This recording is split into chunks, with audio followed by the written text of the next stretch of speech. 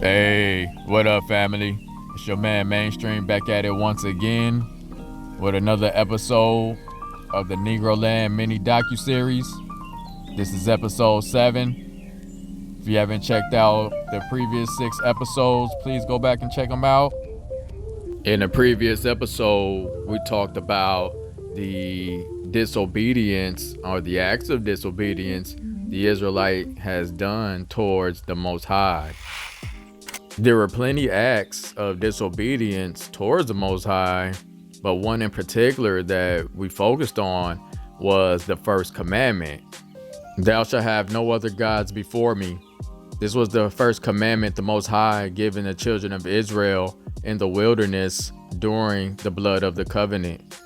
However, the children of Israel began taking on the ways of the Gentiles. They began to worship the pagan gods of the Gentiles, which includes Molech. Molech is the ancient Babylonian god that the Egyptians and the Canaanites worshipped, which include child sacrifice.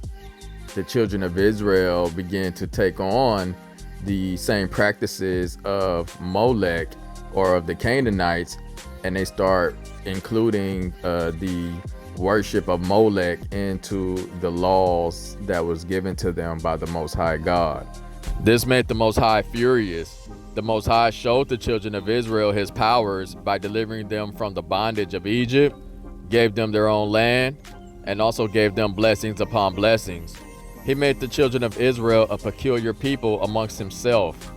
Yet, the children of Israel still wanted to worship a king that they can see. They took on the deities of the Canaanites and the Gentiles. Therefore, the Most High expelled the children of Israel from the promised land to fulfill the promises of the curses. Now the question is, what are the curses? What are some of the curses that the Most High placed on the children of Israel? Let us first take a look at Deuteronomy 28 verse 46, and it reads, "They shall be upon thee," meaning the curses, "for a sign and for a wonder upon thy seed forever." There are many curses that the Most High has placed on the children of Israel.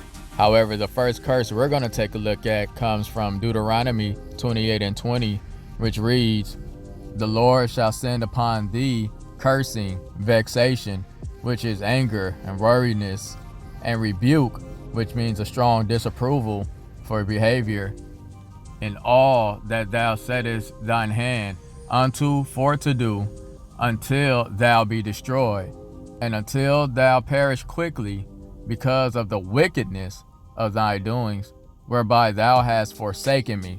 So remember, the Israelites has forsaken the Most High. Let's check out verse 21. "The Lord shall make the pestilence," which means disease or cancer, "cleave unto thee, until he have consumed thee from off the land, whither thou goest to possess it." So we got to check out what the word, look at what pestilence is again. Pestilence means disease or cancer. This means that this is a parasite. And as we see, cleave unto thee, until he can be a nation. So these are nations that parasites off another nation, or that's parasiting off the Israelites. So we have to see what other nations are going to other nations, robbing them for their land, resources, things of that nature. The next sign that the Most High has placed on the children of Israel for the curses that we're going to check out comes from Deuteronomy 28 verse 28 through 29, and it reads, "The Lord shall smite," which means strike or hit, "thee with madness and blindness and astonishment of heart, and thou shalt grope," which means assault or abuse, "at noonday, as the blind gropeth," which means also molest, "in darkness, and thou shalt not prosper," which means grow in wealth, "in thy ways, and thou shalt be only oppressed and spoiled evermore," which means damaged, "and no man shall save thee." No man shall save thee. Moving right along, we're going to check out the curse under Deuteronomy 28, 47 through 48, and it reads, "Because thou servest not the Most High thy God with joyfulness, and with gladness of heart, for the abundance of all things. Therefore shalt thou serve thine enemies, which the Lord shall send against thee, in hunger, and in thirst, and in nakedness, and in want of all things. And he shall put a yoke of iron upon thy neck, until he have destroyed thee. Who did this happen to? Who in the world in history did this happen to? This is a sign, y'all. As we can see, the Most High is very displeased with the children of Israel. In Deuteronomy 28:64, this curse reads, "And the Lord shall scatter thee among all people, from one end of the earth even unto the other. And there thou shalt serve other gods, which neither thou nor thy fathers, Abraham, Isaac, and Jacob, have ever known, even wood," Christianity, "and stone," Islam. We can also throw in Judaism in there as well. A couple more curses. This curse actually strengthens the same narrative as Deuteronomy 28 verse 21. So this one, Deuteronomy 28 verse 65, it reads, "And among these nations shalt thou find no ease, neither shall the sole of thy feet have rest, but the Lord shall give thee there a trembling heart, and failing of eyes, and sorrow of mind." Who did this happen to? This happens to a lot of, this is happening to the Israel, those who have the failing of heart, trembling of eyes, have no rest. We don't know if we're going to make it in alive today, tomorrow, or whatever. Whether we're doing it to ourselves or other nations coming against us.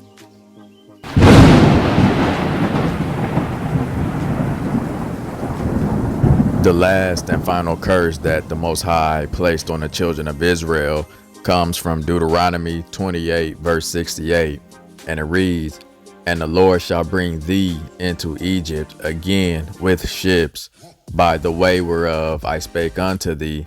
Thou shalt see it no more again. And there ye shall be sold unto your enemies for bondmen and bondwomen, and no man shall buy you." No man shall buy you. Remember back in Exodus 20 verse 2, Egypt means slavery. So let's substitute Egypt with slavery. Let's read this again. "And the Lord shall bring thee into slavery again with ships, by way whereof I spake unto thee. Thou shalt see it, your homeland, no more. And there ye shall be sold unto your enemies for bondmen and bondwomen." Sold to Mr. Tomlin, sold to Mr. Johnson, sold to Mr. Wilson. "And no man shall buy you" means save or redeem you. Only the Lord thy God will save and redeem us. That's why he is the Redeemer.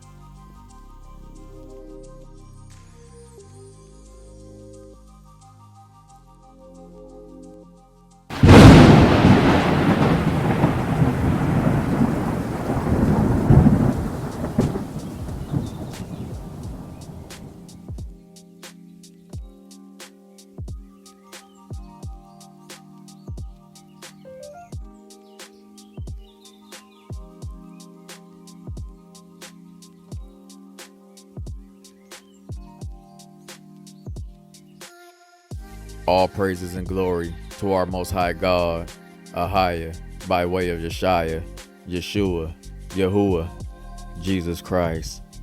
If you enjoyed this video, please like, share, and subscribe. Please share this video.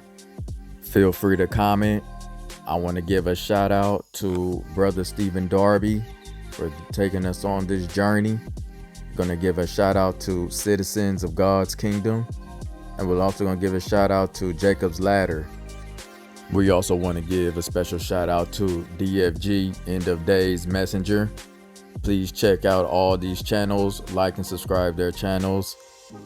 Last but not least, check out a new segment on my channel called Roaring News, where we give up-to-date current events and news articles, and we parallel them with Bible scriptures so we can see these end time prophecies and that nobody is so everybody is pretty much up to date, and nobody is led astray, or nobody is caught blindsided.